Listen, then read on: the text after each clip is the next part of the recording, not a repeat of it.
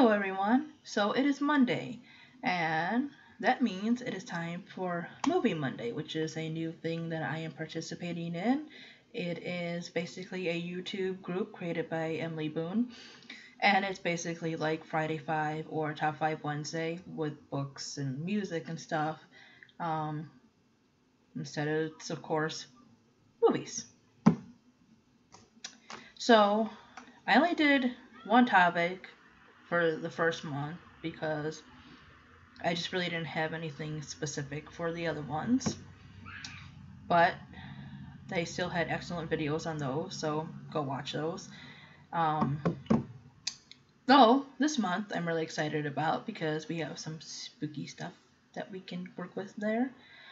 And this week's topic is not specifically that kind, but it is still an interesting one, and one that can kind of vary from person to person, depending on your opinions on things. So this one is underrated movies. Now, the thing about being underrated is, like I said, it's a matter of opinion. Just like in music, there are people I like that people have never heard of, and that say that other kind of people find annoying or that they've played too much. And while those people may be underrated, more people have heard of them than say another artist. So it kind of goes with books and movies and stuff like that too.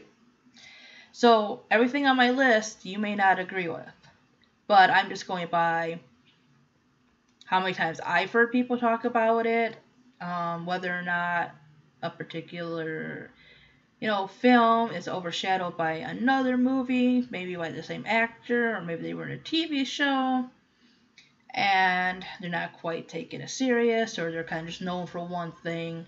That kind of happens. So that can kind of make something underrated compared to maybe something else they've done.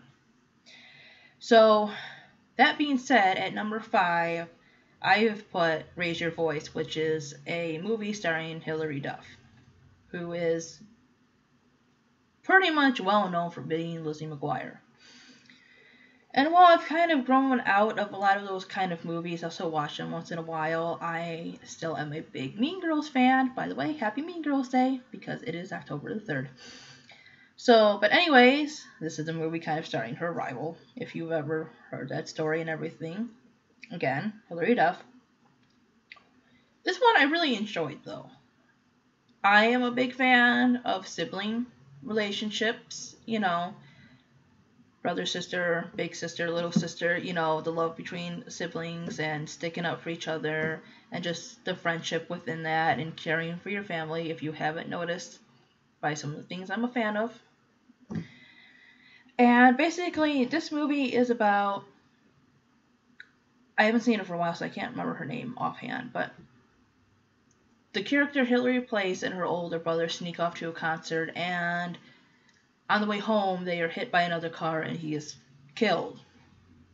So she's grieving the loss of her brother, and her father is like really strict and everything, and like kind of overprotective. So she has to sneak to go to this like music school, and it's just kind of about her time there, and just coming to terms with things, and so it's kind of like, it's not a musical, but it has music elements and everything else in it, and it's a really fun movie. The next one is a movie starring Michael Cera, who I'm pretty sure I first seen in Juno. Though this one is nothing like Juno at all, and I would not recommend it for younger audiences. Basically, boy has screwed up family. Mom and dad divorced, stuff like that. Mom's boyfriend moves them to a trailer park. Boy finds girl. Girl has boyfriend. And other stuff just kind of happens. Boy creates alter ego and does bad stuff under this alter ego to get back to girl. And of course, girl has religious parents. She's sent off to boarding school.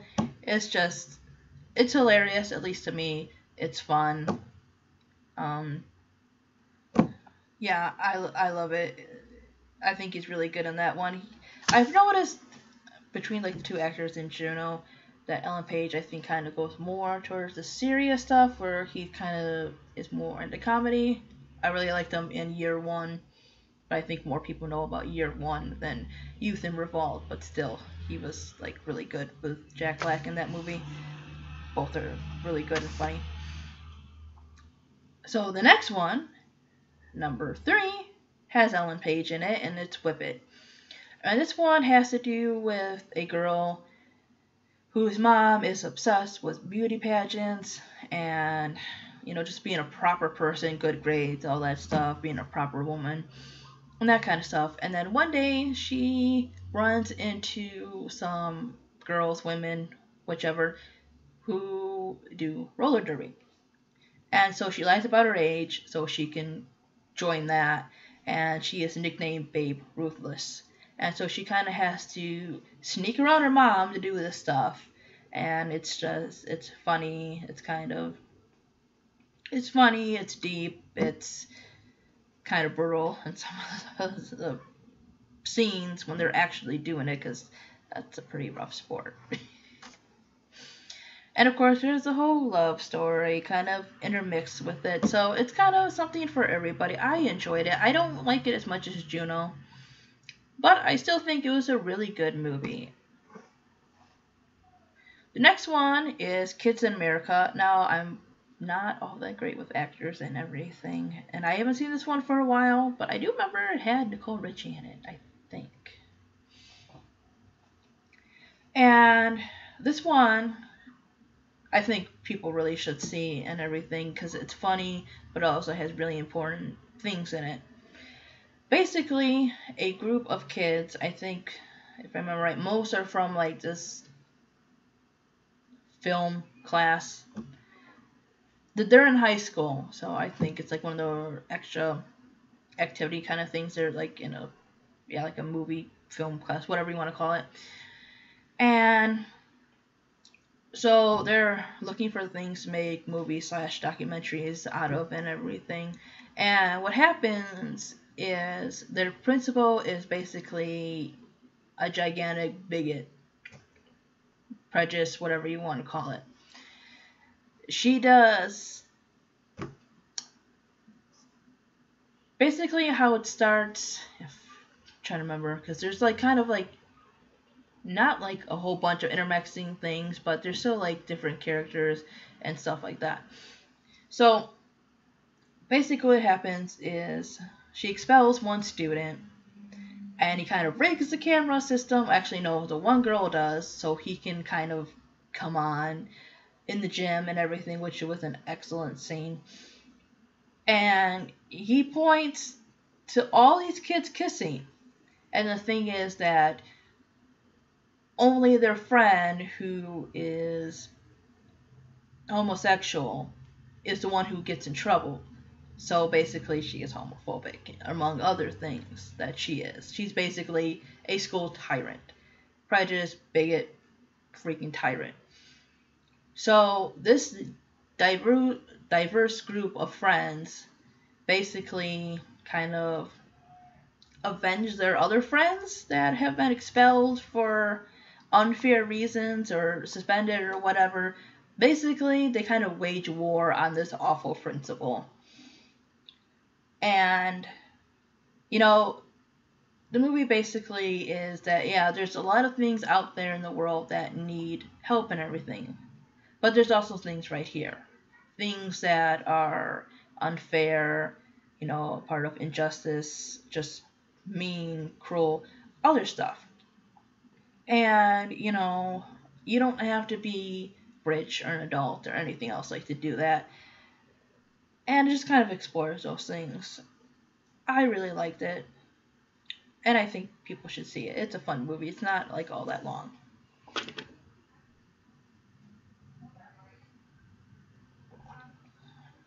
So, number 1 is a movie that I've talked about before.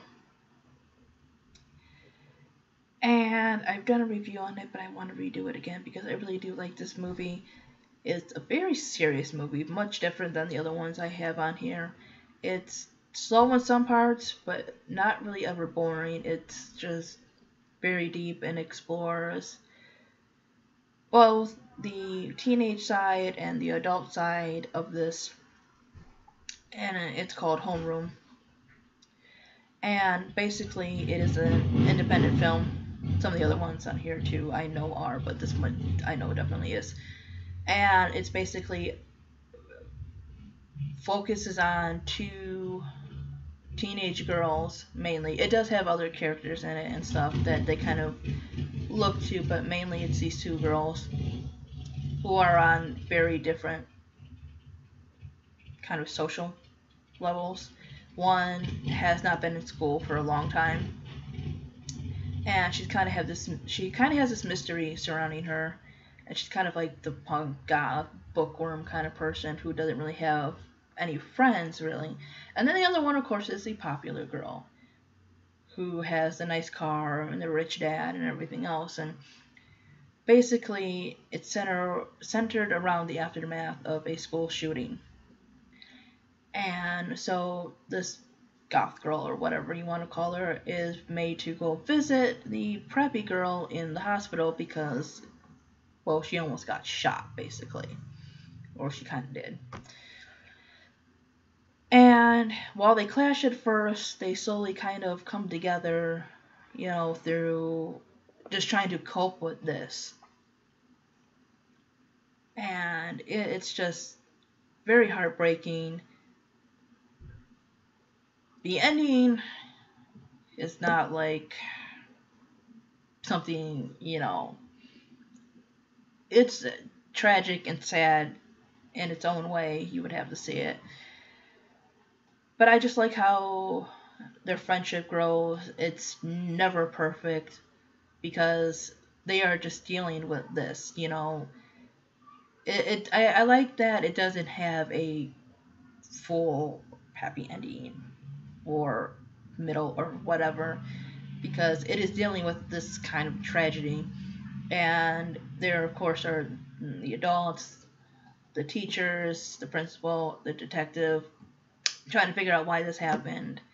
And it just kind of explores the different sides, and that, just because you're an adult doesn't mean that you will have the answers to these things. Sometimes you are just as lost as the kids are, trying to figure out why somebody would do this, especially if you have children of your own. And of course, there's the fact of why your classmate would do this, what drove them to do this, and then the mystery of other people around you and how you treat people, and that people have things going on in their lives that cause them to do certain things. I'm not specifically talking about the guy who kills everyone in the beginning, but like the girl who is very mysterious. She's very much an outcast and everything. And there are things about this rich preppy girl that you learn that her life isn't exactly as perfect as she makes it out to be. And the movie is just really well acted and everything, and I highly recommend it. If you're looking for a good cry, a good, emotional movie to watch. If you want something funny, I'd go for the other movies. The only one that's really sad besides that one would be Raise Your Voice, but still, it's kind of drama, funny within these movies. I think there's something out of there at least somebody will like. But anyways, that's my video. Thank you for watching, and I will see you next time. Bye bye.